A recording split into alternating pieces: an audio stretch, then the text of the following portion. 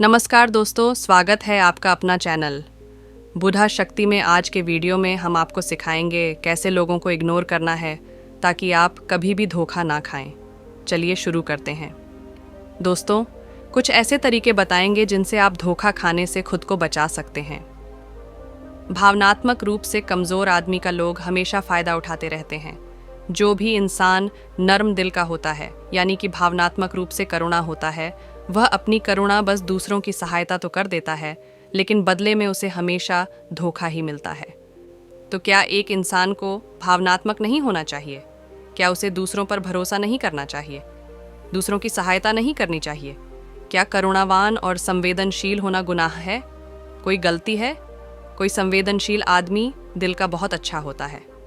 आइए जानते हैं इस कहानी के माध्यम से।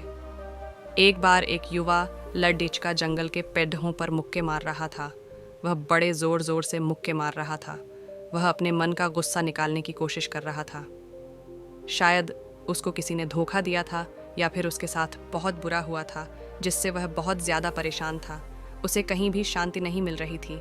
वह लगातार उस पेड़ पर मुक्का मार रहा था, जिससे उसकी उंगलियां लहूलुहान हो चुकी थीं। उसी जंगल में एक शीतल पानी का झरना था। वहाँ पर एक साधु रोज संध्या के समय स्नान करने आया करते थे।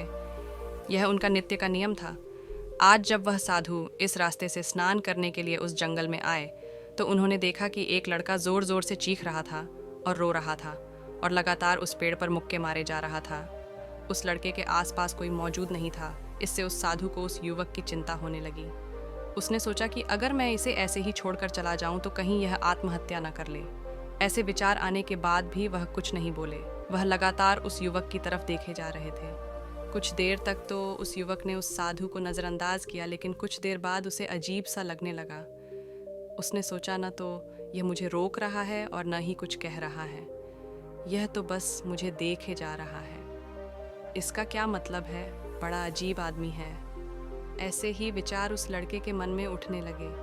जब कुछ देर बाद भी वह साधु कुछ नहीं बोला, तो लड़के ने अचानक से उस साधु से पूछा कि महाशय, आप अपने रास्ते क्यों नहीं चले जाते? आप खड़े होकर मुझे देख क्यों रहे हैं?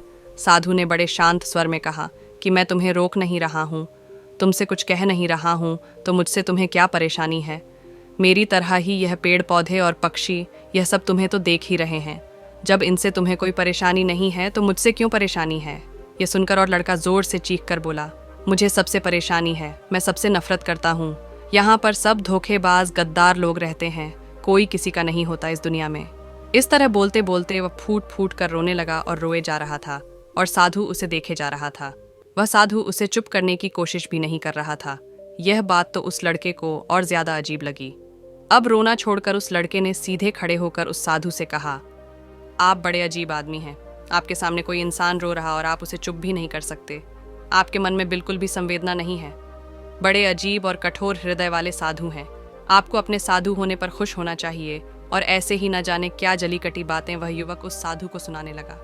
कुछ देर बाद जब युवक की सारी भड़ास निकल चुकी, तब साधु ने बड़े ही शांत स्वर में कहा कि आज मैं तुम्हें कंधा दे सकता हूँ, तुम्हारे आंसू भी पहुँच सकता हूँ, लेकिन इससे तुम्हारी समस्या का समाधान नहीं होगा। कुछ देर के लिए तुम्हारा मन शांत हो जाएगा।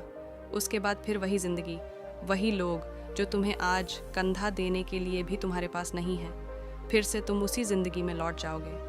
कोई तुम्हें धोखा देगा, कोई तुम्हारा फ़ायदा उठाएगा, और तुम अपने मन को ऐसे ही तकलीफ़ पहुंचाते रहोगे। तो आंसू पोंछने की बजाय तुम्हें मुझसे कुछ ज्ञान लेना चाहिए, जिससे तुम्हें जीवन में कोई भी धोखा ना दे सके, तुम्हारी अच्छाई का कोई भी फ़ायदा ना उठा सके। याद रखना, आंसू पोंछने वाले तो तुम्हें बहुत मिल जाएंगे, लेकिन ध्यान और सही समझ देने वाला कभी ही कोई इंसान मिलता है। साधु ने उसे बताया कि मैं पास ही के झरने में स्नान करने के लिए जा रहा हूँ। बड़ा ही शीतल पानी है वहाँ का। अगर तुम चाहो तो तुम भी मेरे साथ चल सकते हो। यहाँ पर अकेले परेशान होने से अच्छा है कि तुम झरने के शीतल पानी में स्नान करो, जिससे तुम्हारा दिमाग और तुम्हारा शरीर सब कुछ पवित्र हो जाएगा। यह सुनकर वह लड़का उस साधु के पीछे पीछे चला गया। जंगल के बीचों बीच रास्ता झरने की तरफ जाता था। जंगल में सन्नाटा छाया हुआ था। उनके पैरों तले सूखे पत्तों की चरमरा की आवाज़ पूरे जंगल में गूंज रही थी। आज पूर्णिमा की रात थी और आसमान में चांद अपनी उजली रोशनी उस जंगल में फेंक रहा था। उस रोशनी में दोनों उस झरने की तरफ बढ़ते चले जा रहे थे। रास्ते में चलते चलते उस युवक ने उस साधु से कहा कि महात्मा, आपकी ज़िंदगी मस्त है, आपको किसी चीज़ की कोई परेशानी नहीं है।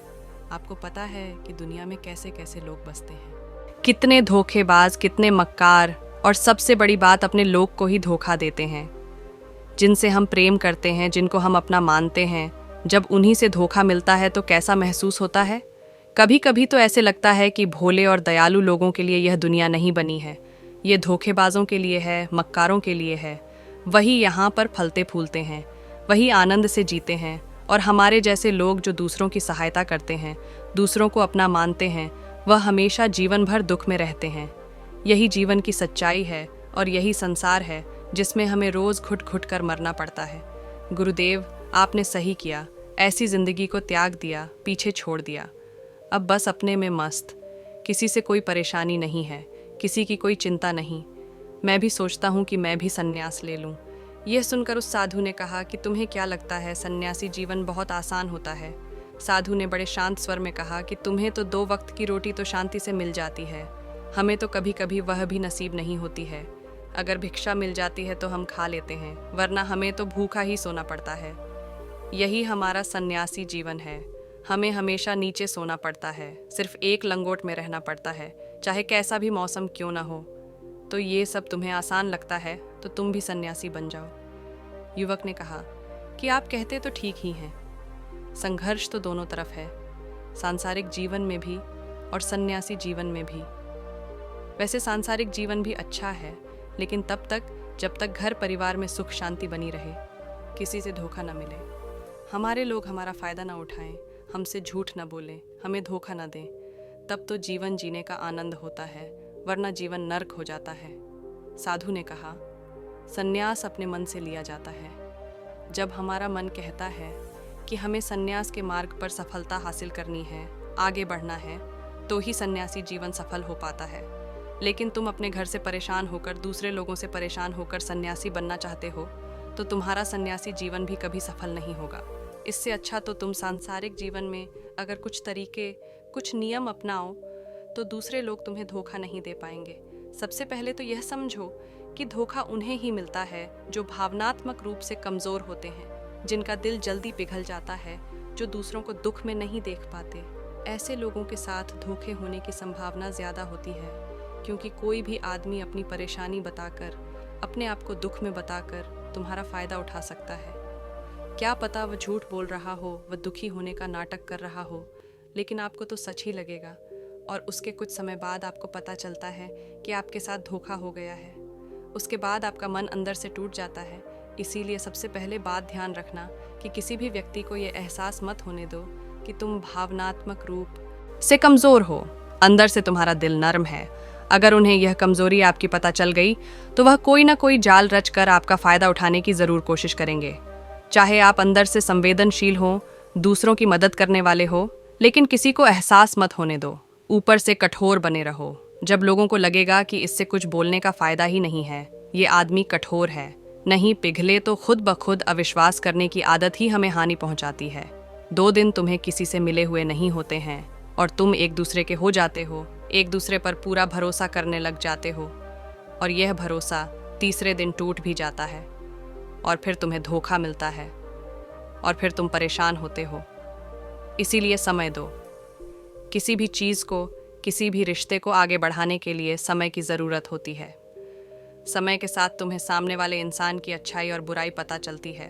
तब तुम्हें पूर्ण रूप से पता चलता है कि इंसान वास्तव में कैसा है, अच्छा है या बुरा है, और वह कुछ समय देने के बाद ही होता है। इसीलिए जल्दी किसी पर विश्वास मत करो। तीसरा तरीका समझने के लिए तुम्हें ऐसे लोगों को समझना होगा जो दूसरों की चापलूसी करते रहते हैं। कुछ लोगों की आदत होती है चापलूसी करने की। आपके सामने आपकी बढ़ाई करेंगे, आपके बारे में अच्छा अच्छा बोलेंगे, और आपको लगेगा कि ये इंसान कितने अच्छे हैं, मेरे से कितना प्यार करते हैं। लेकिन वास्तव में उनकी वह चापलूसी एक जाल होती है, ताकि वह आपका दिल जीत सके, और उनको चापलूसी करने का मौका तभी मिलता है जब आप दिखावा करते हैं। अगर आप उनकी चापलूसी से प्रभावित ही नहीं होंगे तो कुछ समय बाद वह चापलूसी करना बंद कर देंगे। इसीलिए किसी के सामने दिखावा मत करो, वरना आप तो आकर्षण के केंद्र बन जाते हो। लोगों को लगता है कि शायद इसके पास बहुत ज़्यादा धन संपदा है, इसीलिए इतना दिखावा कर रहा है, और इसी वजह से जो लोग आपका फ़ायदा उठाना चाहेंगे वह आपके करीब आने की कोशिश करेंगे, आपकी चापलूसी करने की कोशिश करेंगे। अगला नियम बताते हुए साधु ने झरने की तरफ इशारा किया। वो झरने के पास पहुंच चुके थे। युवक को भी एहसास हो चुका था, क्योंकि वहां पर ठंडी ठंडी हवा चल रही थी। ढलान की तरफ जाते हुए साधु ने कहा कि सांसारिक जीवन में एक बात समझने की ये होती है कि हम जिसकी सहायता कर रहे हैं, चाहे किसी भी रूप में, धन से, शारीरिक रूप से, या जिस भी अवस्था में हम किसी की सहायता कर रहे, अगर किसी को पैसा उधार दे रहे हो तो यह समझो कि उसके पास आय का कोई साधन है कि नहीं है। कल भविष्य में वह तुम्हें वापस कर पाएगा कि नहीं कर पाएगा। अगर वह नहीं करेगा तो तुम्हें तकलीफ होगी, तुम्हें दुख होगा। ऐसे तो इंसान करुणा व भिखारियों को भी भीख देता है, लेकिन वह गलत नहीं है, क्योंकि जो भी पैसा अपने सामने वाले को दिया है उससे आपके ऊपर कोई ज़्यादा प्रभाव नहीं पड़ेगा। अगर वह आपको वापस भी नहीं लौटा आएगा तो अगर किसी ऐसे इंसान को पैसा देना है जो कभी वापस नहीं लौटा पाएगा, तो उतना ही देना चाहिए जिससे तुम्हारे ऊपर ज़्यादा दबाव न बने। अगर वह वापस भी ना लौट आए तो तुम्हें दुख न पहुँचे। अब तक वह दोनों झरने पर पहुँच चुके थे हैं, तो हमें यह ख्याल रखना चाहिए कि सामने वाला वापस कभी भविष्य में हमारी सहायता करने योग्य है कि नहीं है। दोनों ने अपने कपड़े उतार कर उस झरने के शीतल पानी में कूद पड़े। पानी ठंडा था। उन दोनों की सारी थकन और उदासी पल भर में ही दूर हो गई। स्नान कर लेने के बाद दोनों उस झरने के सामने एक पेड़ के नीचे बैठकर बातें करने लगे। ने उसे आगे समझाते हुए कहा कि शुरुआत में लोगों को नज़रअंदाज करना सीखो। जब तुम किसी को शुरुआत में नज़रअंदाज करते हो तो जो भी लोग किसी लालच की वजह से तुम्हारे पास चिपक रहे थे, उनकी छटनी हो जाएगी। जब तुम उनको नज़रअंदाज करोगे तब एक दो बार लोग तुम्हारे पास आने की कोशिश करेंगे। उसके बाद वह तुमसे दूरियां बना लेंगे, और जो आदमी तुम्हारी इंसानियत, तुम्हारी अच्छाई देखकर तुम्हारे पास आएगा, वह नज़रअंदाज करने के बावजूद भी तुम्हारे करीब ही बना रहेगा। और यही तो एक सच्चे इंसान की पहचान होती है। जो हमारे अपने होते हैं उनसे हम लड़ भी लेते हैं, झगड़ भी लेते हैं, उसके बावजूद भी वह हमारी बातों का बुरा नहीं मानते हैं। चाहे थोड़े समय के लिए वह हमसे नाराज़ रहे, लेकिन कुछ समय बाद फिर से हम एक हो जाते हैं।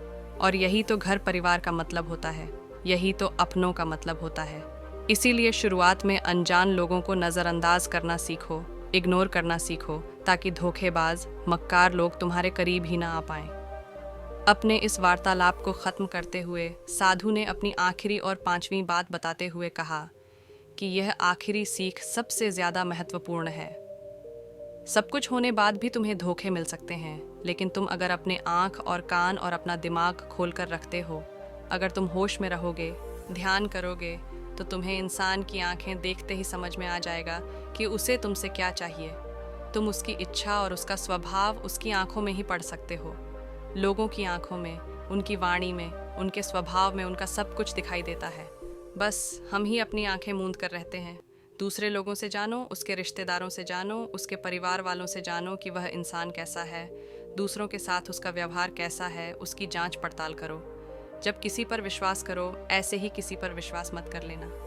अगर तुम किसी के साथ लंबे समय तक भरोसा करना चाहते हो, किसी के साथ कोई संबंध बनाना चाहते हो और कोई दोस्ती करना चाहते हो या किसी की मदद करना चाहते हो, तो इन सभी परिस्थितियों के बारे में तुम्हें ज़रूर पता होना चाहिए कि दूसरे लोग उस इंसान के बारे में क्या सोच रखते हैं। इसके बाद तुम जीवन में कभी भी धोखा नहीं खाओगे और तुम्हें कभी भी धोखे की वजह से पछताना नहीं पड़ेगा। इसी तरह की बातें करते हुए साधु और वह लड़का दोनों जंगल से बाहर आ गए और अपने अपने घर को चले गए। वीडियो अच्छी लगी हो तो चैनल को सब्सक्राइब करें। धन्यवाद। नमो बुद्धाय।